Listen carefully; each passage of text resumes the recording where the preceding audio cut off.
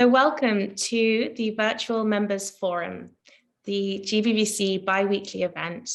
This week, we are so pleased to be joined by Anne-Marie Paz, who is the co-founder and creative director of NOIR. Anne-Marie previously had studied industrial design at the Pratt Institute and has also designed for Nike Lab. If you were lucky enough to be with us in Davos a few weeks ago, you would have been sipping on her sparkling rosé wine at the GBBC party. We're really pleased to have her here to discuss NOIR and her projects with NFTs and the Phygital future. She's currently combining experiences to build the first NFT marketplace to the Sora network. Anne-Marie, over to you. Thank you so much for joining. And so, I'm excited to share my story with you all. A little bit about me. I'm first generation, born in this country, and I've always been very into art. It was my escape. It was my passion and always will be. So I love inventing, innovating, creating and designing. And I ended up getting a scholarship to Pratt Institute and moved to New York City, where I studied industrial design. Someone who was very inspirational to me, he's probably the most famous industrial designer. His name is Sid Mead. He was an American designer, neo-futurist concept artist, mostly known for his designs for science fiction films like Blade Runner, Aliens, and Tron. And he's been described as the artist who illustrates the future and one of the most influential concept artists and industrial designers of our time. So these are all like marker renderings that he would do.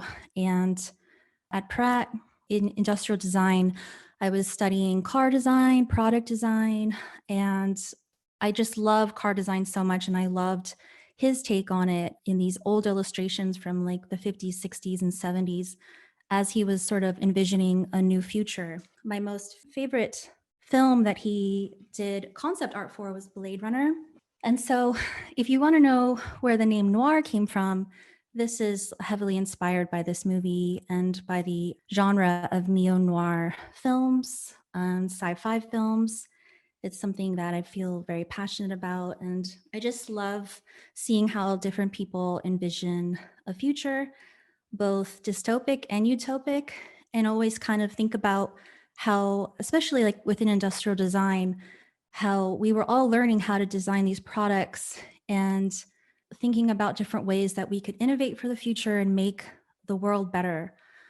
So that was always an interesting concept because life often imitates art. And so we started thinking about, well, if we always kind of envision a dystopic future, we'll end up there. So as designers, artists, and creators, we should be yearning to design a better world, a more beautiful world, and thinking of ways that we can all contribute to that is very exciting. So I love his saying, the future starts right now. So I ended up designing cars and almost got recruited by GM, but then at the same time, I was really into fashion and subcultures, music. And so an interesting category within industrial design was footwear design. And so I started designing shoes and ended up getting an internship with Puma when they had an office in Soho, and learned a lot doing that internship. And then by the time I was a junior, I had been basically recruited by Nike. And so I was moved out to Portland, Oregon, like right after graduating. And that was a big change, obviously. So these are just a few of some of the designs I did at Nike. And a big theme that I felt very called to do was like minimize to maximize. And so I always kind of had this minimal aesthetic and always wanted to create products using less materials. I didn't really like, what I was sort of starting to see in product design, which was you really see behind the scenes, like how things are made. And I started to see a lot of the waste and a lot of the plastics and chemicals and different things that would go into making products. And that was really hard for me. So what I started to do was just make things very minimal. So like very minimal layers, This was a shoe that I did called the Rejuvenate, that I actually created a material for this that combined like a lining layer, this like exoskeleton foam, and then this top layer that was all non-toxic glues, and all kind of made with this 3D press machine, so that they were just eliminating all of these like additional layers and materials that would normally go into a shoe. And the product ended up being like lighter weight, more flexible, more breathable. So a lot of ways when you minimize, you do maximize. And this is like something I try to think of when I'm innovating or creating for the future. Like, how do we use less material and create less waste? So I think probably the highlight of my time at Nike was living in Tokyo, and I got to design out of the Nike design pod in Nakameguro, and it was really life changing. And what I really saw was the city of ancient futurism.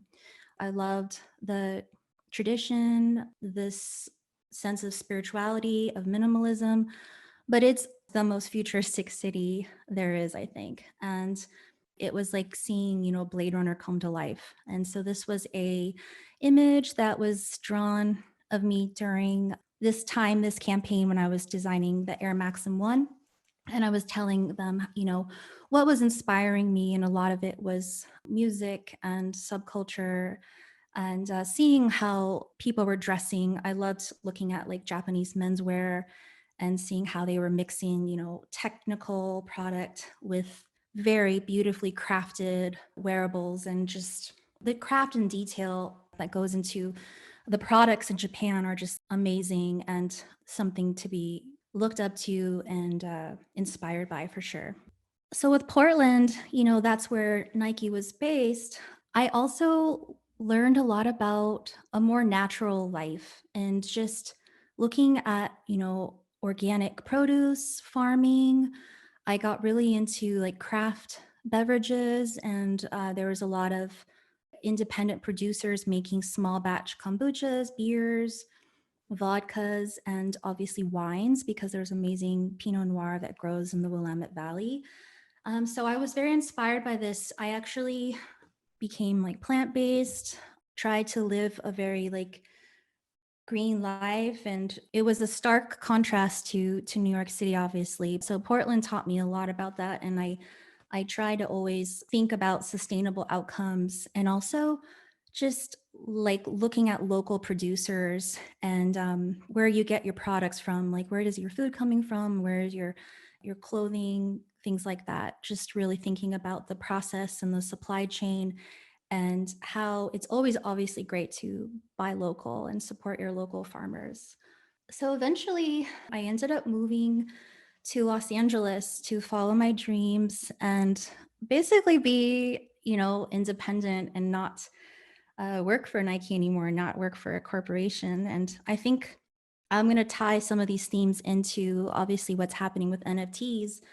But what I love so much about NFTs is that it just gives people an opportunity to start their side hustles, their passions, their art, put out their music in a really like new way, where they don't have to necessarily go to art or design school and then go work for a large company, or do that for years before they can immediately start to create their vision of what they want to be known for. I always love telling people this is our time to like put our hieroglyphic writing on the wall. Like, what do you want to create in this world, and like what sort of art will you leave behind? And so I love the idea that digital art is a green way to do this. Music obviously is a to me the highest form of art. And so I love, yeah, the idea of people just becoming more bold and brave and putting themselves out there and creating a community. And NFTs, obviously, you're seeing that happening, which is awesome. So yeah, when I moved to Los Angeles, I started freelancing for different companies, and still sort of seeing the same themes of a lot of I'd fly around and go to different factories, or I'd work with their producers and suppliers, and really just seeing a lot of waste. And I didn't really want to make like wearables anymore. I wanted to make beautiful wine essentially, because at this point I had gotten very interested in wine and champagnes. And I met Sevi, who is the co-founder of Noir. And yeah, we started making music, art together, and we would go to Malibu a lot. And a big theme for us is the moon. And we would go sit under the full moon and listen to music and talk about our dreams and ideas, and take, bottles of sparkling wine out to the beach. And so it was one of those nights that I was like, well, what it would be really interesting if we made our own sparkling wine and put it in a can. And it was this kind of call to innovative packaging and portability, and kind of doing something that normally people wouldn't view as luxury, like a canned wine, but doing it luxury, like finding the best winemaker to make it, and making it of the highest quality, organic grapes, things that weren't happening because most canned wines were like quite cheap and like bulk grape juice. And so, yeah, this became like a fun idea. We were like, well, let's do it. So we were thinking about that. At the same time, we had a mutual friend who was living in Japan and was telling us about his friend Makoto. And so Makoto Takamiya, as some of you may know, is the CEO and co-founder of Soramitsu. And before founding Soramitsu, he worked as a research engineer at ATR's Department of Neuroinformatics, and had contributed to other like blockchain projects. And he knew our friend through just living in Tokyo and being interested in crypto and finance and innovating for the future. And so he was telling us about Makoto, who had a vision of, a new economic system essentially aimed at creating a supranational multiverse economy. And, we were learning about things like DeFi. This was all new. This was like in 2018, So at the time I was, just learning about Ethereum, and the idea of crypto was very appealing. And that's how we sort of dove in. And so, yeah, Makoto, we told him about our idea for doing this canned sparkling Pinot Noir. And he encouraged us to do it and to accept Zor, which is a token of the Sora ecosystem and is a fully decentralized token, open source, and answers the need for both this world and like the metaverse, all the other worlds of the universe's need for interoperability and data portability. And so I love that Sora means sky in Japanese.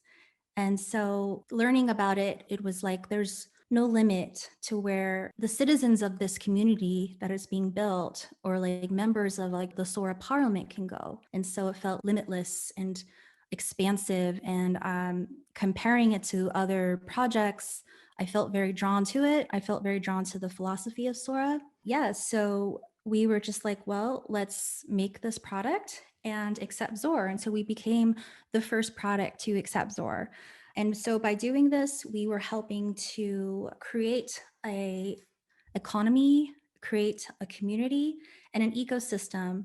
And so, one of our sayings is drink Noir, drink the moon.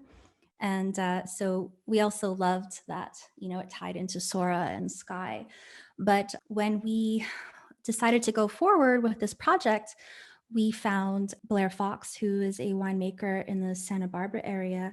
And he makes these beautiful, like small batch organic wines. He's won awards, one of the world's best winemakers. And he loved our story and our vision. And so we worked on making this wine with him. And a big part of the moon is an important symbol for us because we incorporated biodynamic techniques into our process and harvested under the full moon. Because when you do that, the gravitational force of the full moon actually pulls water and nutrients from the soil into the vines. and creates like very juicy grapes that we were actually at the harvest of, and they were handpicked.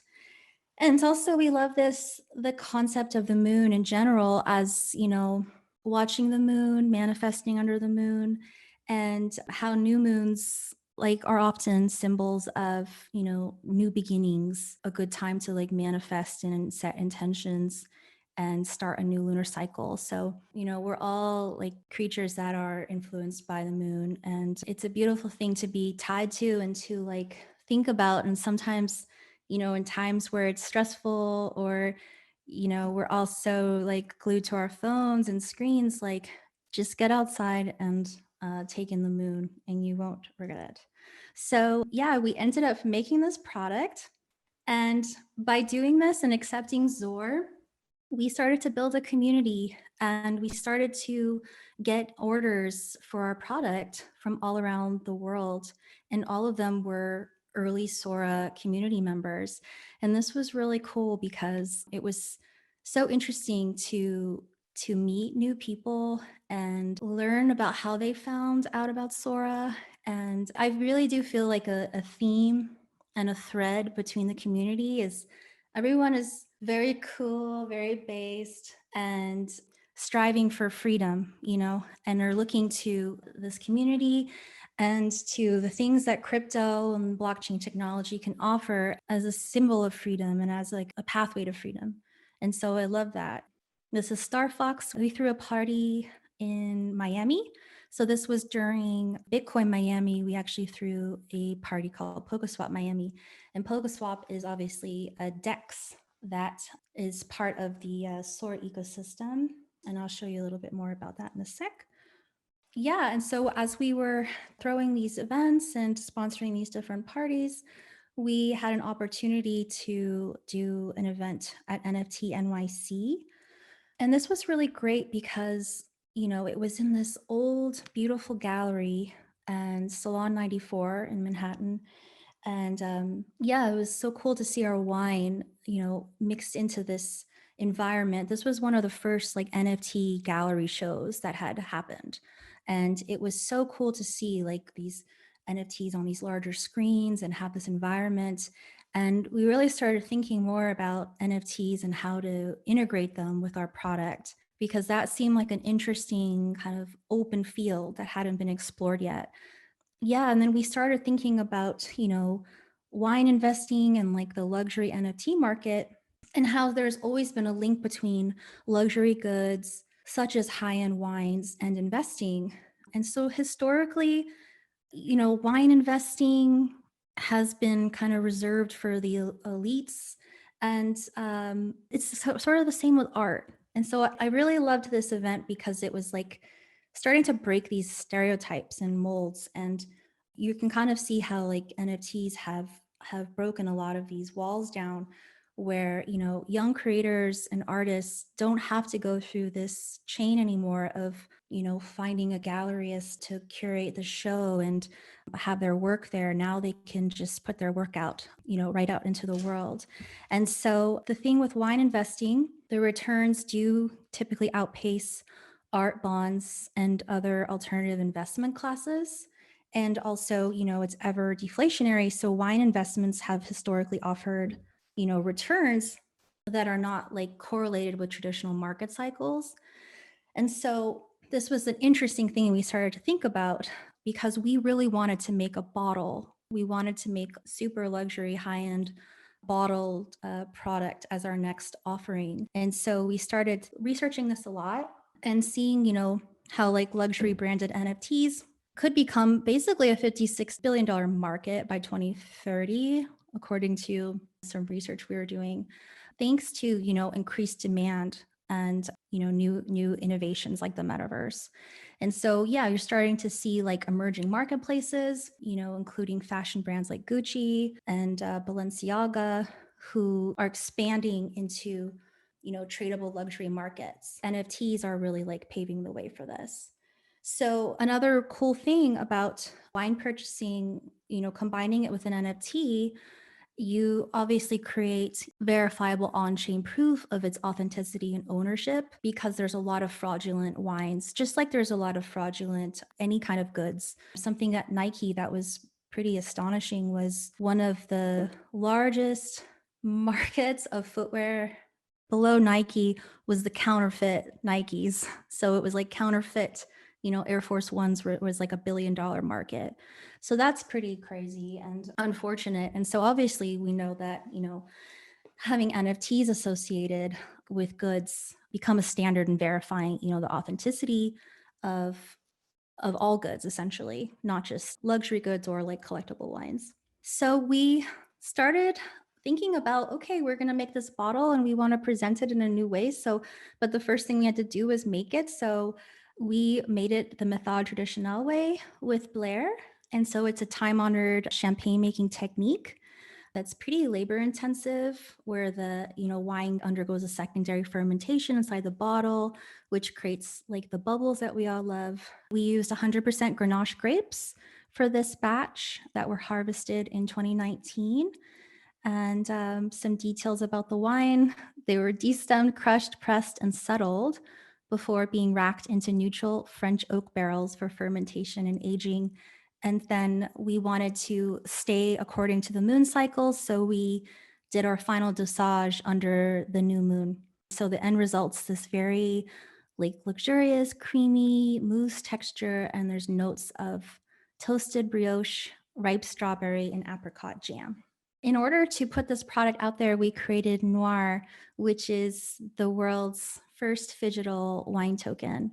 And we wanted to create a very rare product, so we only made 777 bottles, which are all tied to a token. And then the Noir follows an XYK continuous pricing curve. So every Noir token sold increases the cost of the next, and then they can be sold back into the liquidity pool at any time, thus creating a marketplace for Noir.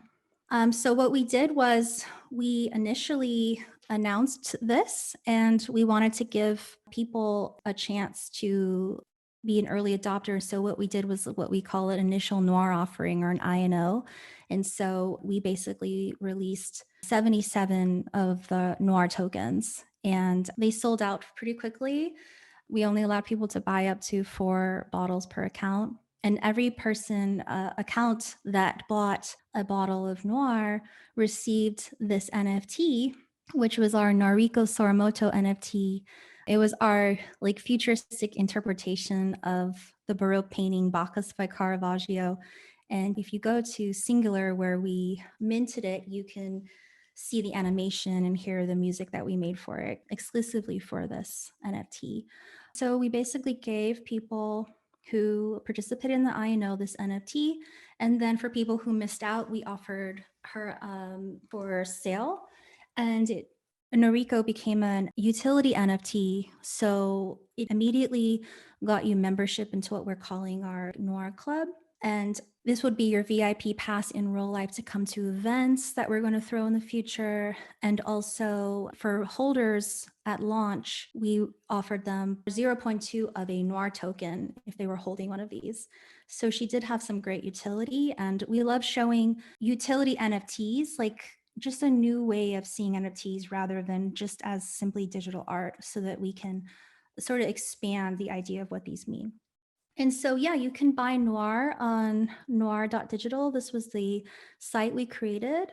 And basically what you need to do is create a Sora account. So when this is over, we'll have links under this video that you can link to and go learn how to do that. But you can basically buy Noir with Zor on the site, connect your wallet, and buy as many bottles as you like. And then if you redeem the token, we will send you your physical bottle. And so you can hold, you can redeem, or you can sell. It's up to you. But redeemers, in addition to receiving this luxury bottle, automatically become Noir Club members, and it entitles them to upcoming promotions and VIP access to events. And it's obviously your proof of ownership of this bottle. So another place that you can buy Noir is on PokeSwap, which is pokeswap.io. And we'll also have a link to how you can do it there.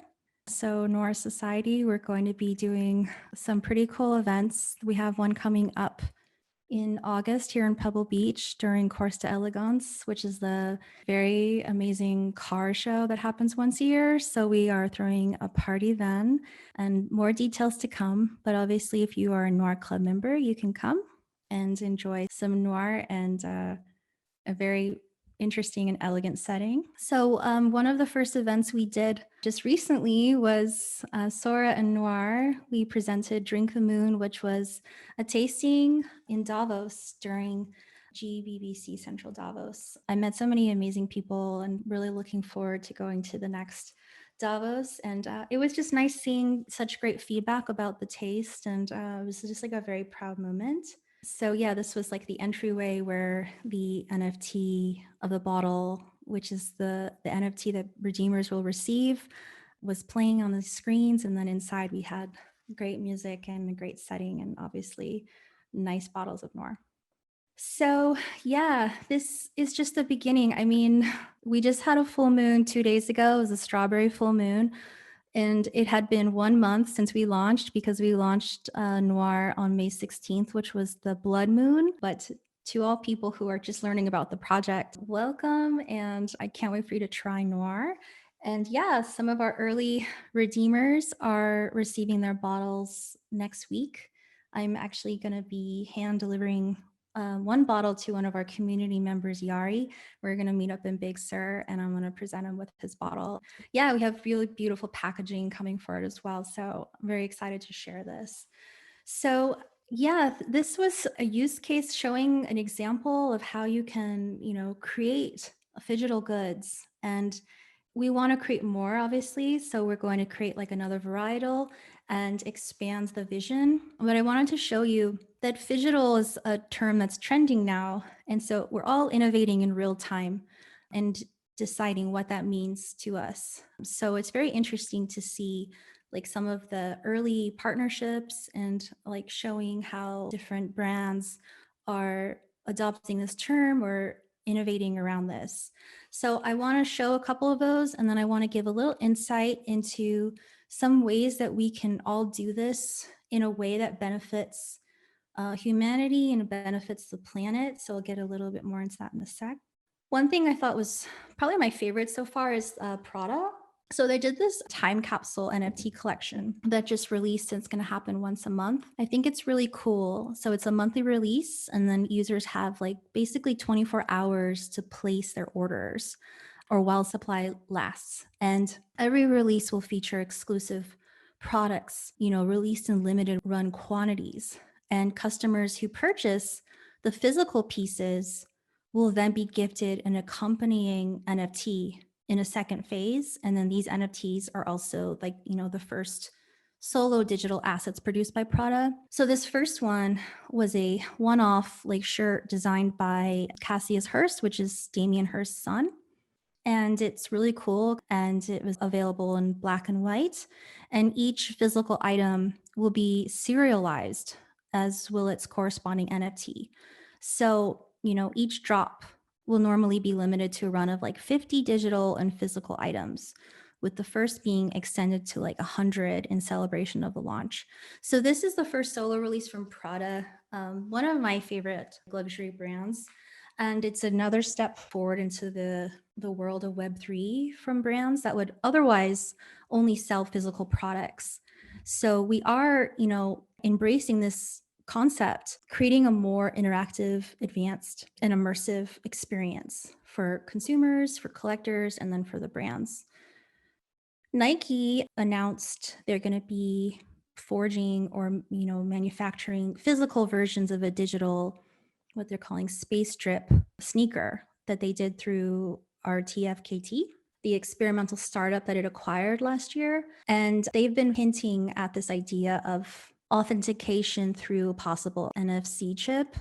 So I think stuff like this is interesting, that there's going to be these like chips and things, I guess, to, really track the authenticity of these things. And so I think this is pretty interesting. But when I saw this, I was a little bit like, The thing is that this could get like gimmicky and it could just create like more stuff.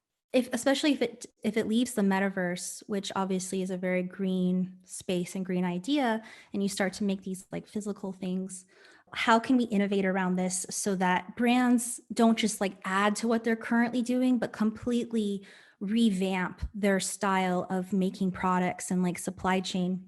So I wanted to share this anecdote. This is allegedly, because I just heard it as a rumor, but when I was a footwear designer, there were very few footwear designers in New York. And so one of them told me this story about designing for Steve Madden. And Steve Madden, he was featured in Wolf of Wall Street in a really funny scene. But despite his decisions he made in the financial market, he was, to me, and when I learned this, I was like, wow, he's a very early innovator in efficiency.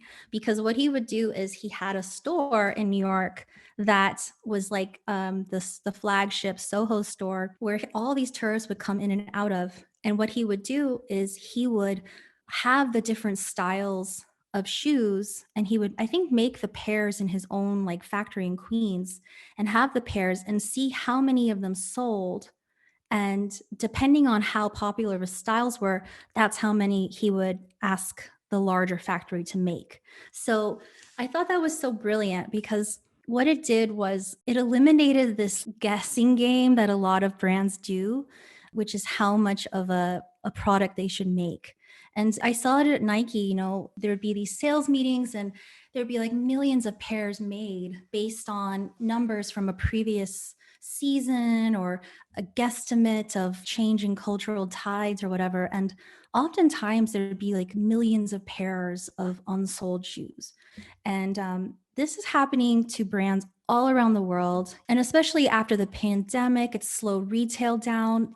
So many brands have mountains of unsold inventory. And then a lot of the times it just gets like, some luxury brands like Burberry like burn their goods or like try to destroy them, or they end up in landfills. And this is something that needs to not happen anymore. Like, we are smart enough and have the tech now to innovate around this. And I think NFTs can really help, because it's a way to do pre-sales and figure out how much of something is actually desired and wanted. And you can decide how many of something to make based on that, which I think is very interesting. So Telfar is an artist designer who I actually met early during my career at Nike, and I was trying so hard to have Nike collaborate with him. And it was mostly because I just thought he was such an amazing, innovative visionary, and how he was sort of redefining and rewriting the rules of not only luxury goods, but retail, I thought was so cool. But he ended up creating his own like fashion line and brands. When I met him, he was just starting, and it just exploded when he created this bag, which he calls, the Bushwick Birkin. And I love it because it's vegan leather. Every time he puts it out, it just sells out so fast because it's super affordable, iconic, and beautifully designed. And so what he ended up doing, because so many people wanted this bag and it would always sell out, is he introduced this thing called, the Telfar bag security program, where, these 2 days once a year, I think you can order as many as you want in whatever colors. And you just basically have to, be okay with the bag not getting to you for like 6 months. But, contrary to like conventional luxury marketing, the bag security program is not designed to exclude. It's like in keeping with the ethos of the brand's founder. And it's helped position Telfar for success during a pandemic, during market turns, when much of the like fashion industry is still beholden to traditional retail models that are no longer working. So obviously, we would love to work with Telfar on the NFT in the future, but to do his bag as an NFT makes perfect sense. It's essentially what he's doing. But now, tying a good to a digital representation of it is great. So I wanted to talk about what's on the horizon for Noir as we go forward, because something that I love about our community is it's full of artists, creators, musicians, visionaries who also want to make products this way and don't know how, or we need a marketplace for it, for our Sora community and for using Zor. So what we want to do is expand the vision and create the first NFT marketplace on the Sora network. So this is a project we're working on. We're going to start working on in the next few weeks here to expand it to other producers and help people who want to build. Yeah, and so the first thing we'll start with, this is not the design, but just a concept, but essentially we'll start with drinks and both alcoholic and non-alcoholic beverages, help, brands create the product in the similar way that we did, and just, expand it to other creators and makers who want to join the network. And so, we're going to build it on the Sora network coming up soon. And so I really want to communicate that, this has real economic fundamentals. Maybe some people are getting disenchanted with the concept of NFTs because as we know them, in the mainstream, they're usually tied to, digital art and those collectibles that we all know. But really, there's so much innovation that can happen in this space. Cost reduction, environmental efficiency, and trade is an ancient concept, but we can now use technology to make trade more efficient and just create a better world. And we must dream more expansive and dream of, when I think of Sid Mead, like in the beginning, dream of a utopian, protopian future. We can build a beautiful world together. And so, come build with us, come create with us, get in touch with me. We'll link some contacts. And I want to tell you more about the Sora community and the other things that we're building. Cheers to the future. Anne-Marie, thank you so much for that, and such a brilliant explanation of the real breadth of opportunity in the NFT space. And I want to ask you a few questions. We've had some from the audience, but also just some that I think have really sparked conversation in this. You spoke at the beginning about people who are creating the future and reimagine the future.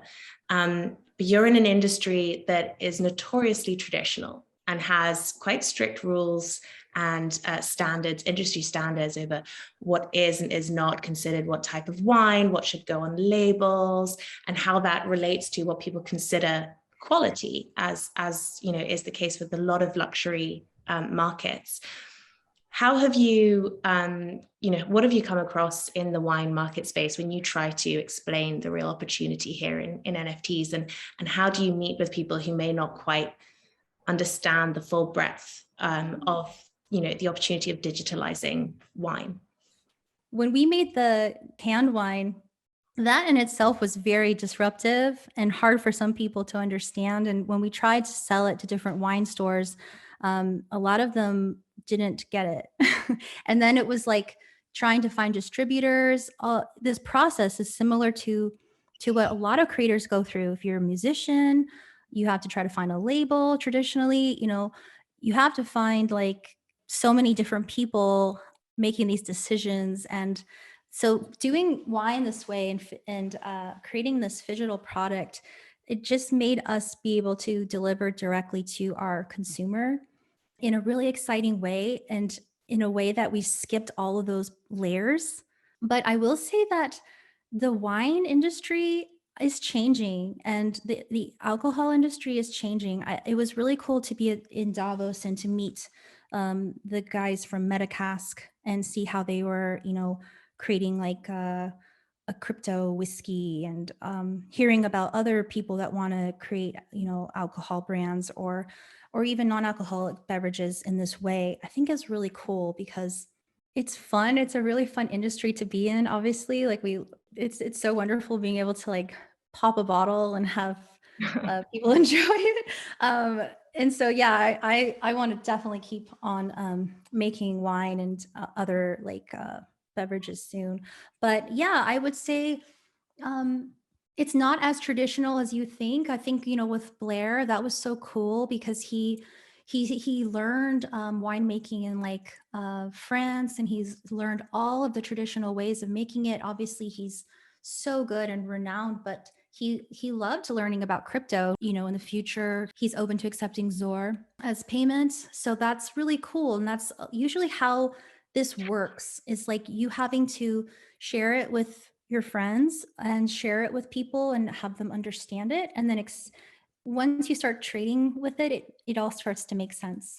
So Well, yeah. that's interesting because you're really moving from the luxury goods market, as you say, being about exclusion in many ways, and then through into actually this is not necessarily about exclusion, but it is about community, and also luxury can still be a part of that. One of my questions, therefore, is actually, where do you see the NFT space having a big impact beyond luxury goods? And sort of, is it always going to be at the sort of top part of the market, or actually is that somewhere that actually we'll see across the ecosystem of the creative landscape? I think that right now luxury brands have the luxury of being able to innovate like this, but I do think that it should expand across the board. Right now, obviously there's a lot of people creating, gaming or metaverse type environments or metaverse products. And I'm curious to see how all that's going to play out. And I'm interested in all of that. But at the same time, my background is like a, product designer. And so this is like a space that I want to innovate in first and really show people the power of digitizing goods. The key question there actually, and as with your background as a designer, and I know, you mentioned Sid Mead and, different concepts of what the future looks like. So many creators have, I'll say daydreamed about what a kind of digitally enabled future looks like. And now we're developing language around that, such as the metaverse. And I know one of the questions from our audience is that, what role do you see this playing in, or NOIR playing in sort of, as Phygital becomes metaverse, becomes, what are the relationships between all, like, we've got all these trending words going around. Right. And what do you feel your role is as that creator, as that innovator in the metaverse? I can easily see, we have someone in our community who's making a game right now for Sora that you'll be able to see like noir in the game just as a little alpha, but it's like that. So that's kind of cool that we can start to think about the metaverse in that way. But obviously, like, we want people to enjoy it in real life. And so the role that I want to play right now is helping brands and artists create the new wave of products, wearable, drinkable, all of these things that can be done in this way and can be done in an innovative and sustainable way. Yeah, just kind of create like new inspirations of how we can, innovate to a better world. Absolutely. And on that, with NFTs supporting creators, what advice would you give someone who is looking to enable to use NFTs to really springboard their product, and how can they get involved in the Sora network, in NFTs as a whole, and what advice would you give them? I would tell them, that a marketplace is coming. So that will obviously be like an easy way for them to be able to showcase their goods and buy and sell other goods and trade. So that's the first thing we need to do. And we're, excited to start working on that. But I would just say to new people who are creating products or want to create products, or art or music or anything, is just to start and to not get overly obsessed with the logo and the name and all of these. Just start creating and don't wait, just build it, create it, launch it. You can always adapt your branding as you go. But the most important thing, I think, is just to jump in and not hesitate, and to really find what they're passionate about. Don't do what you think is going to make you a lot of money, or do something that resonates with you, that you're proud of, and that is meaningful to you. Well, I love that because I think that's so, it brings it back to its roots of creativity, where actually what we're talking about here is a tool that's super accessible and solves a lot of problems across, whether that's provenance or trading or, across different markets, it solves a lot of problems. But at the root of this is the same creativity that you are nurturing totally in the physical world, that others had nurtured before you, and that it's a super human element to it. But on the subject of the Sora network in particular, Yes. This is an interesting time for the DeFi space and for crypto markets. And I know sustainability, and not just from a creative perspective, but from a financial perspective, is quite important to you, the way you've talked about accessibility and finance and anyone being able to invest in your product. What do you think about the role of NFTs in creating a sustainable world, both from a financial and from an environmental perspective?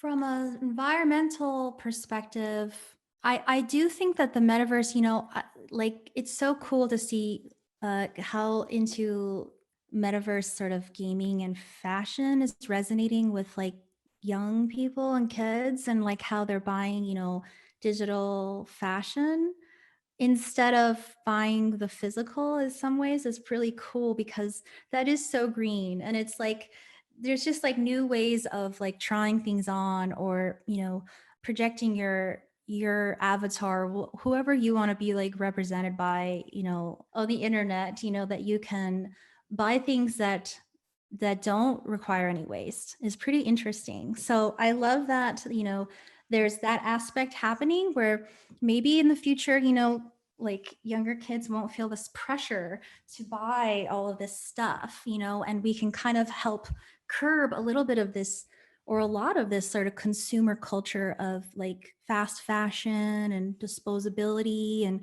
I started to learn that in my life, where if I was buying things like that, I would go, wow, like I could have just bought like one quality item rather than all of these other things. And so it's like changing the consumer mindset of like less is more, more of minimalism is good. Like maybe showing people like minimalism, especially in your home, and it's is actually like better for your mind and your spirit. So yeah, buying less stuff I think would be really great, and just buying smarter.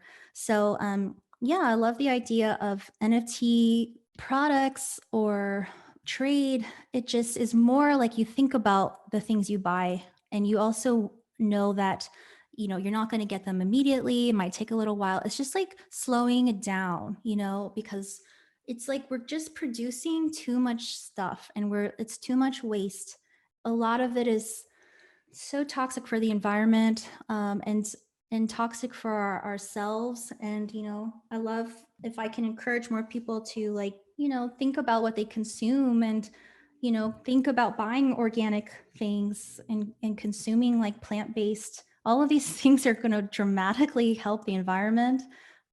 For finance, I know that creating money that is used to create new goods and services will lead to like economic growth without like consumer price inflation.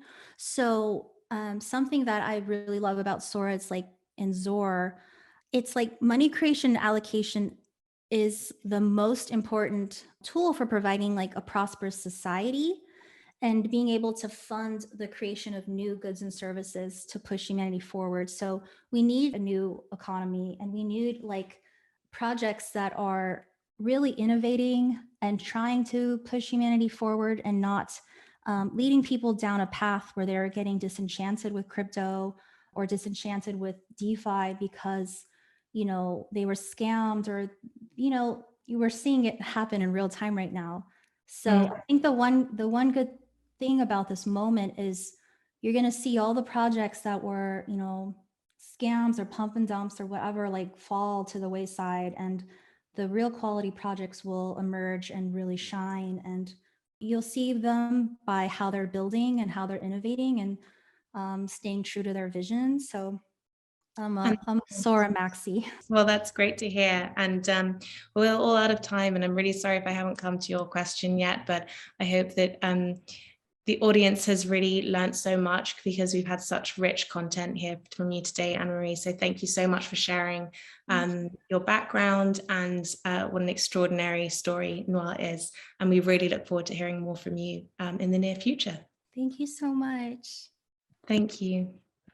Join us very soon for the next Virtual Members Forum. Thank you for joining us.